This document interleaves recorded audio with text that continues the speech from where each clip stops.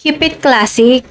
Ito ang caption ng Asia's rising star na si Janine Gutierrez sa kanyang IG post kahapon na may 4 na kuha ng kanyang muka.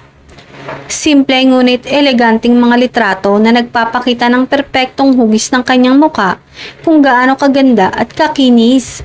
Madalas naman itong gawin ng aktres sa kanyang social media account, ngunit galing sa mga komento ng fans niya. Hindi pa rin maiiwasan na may mangyayaring pagkukumpara, lalo na ng mga fans ni Kim.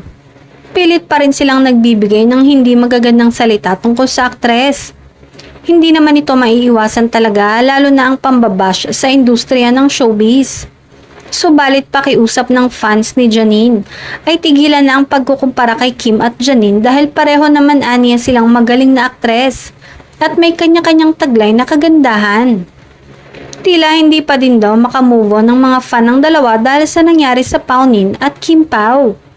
Samantala, sa ngayon ay makikitang masaya si Janine sa kung ano mga relasyon na mamagitan sa kanila ng napapabalitang boyfriend at co-star niya sa Lavender Fields na si Jericho Rosales. Hindi pa man diretsahang umaamin ng dalawa ay kitang-kita naman daw sa kanilang kilos at pagiging sweet maging sa pampublikong lugar.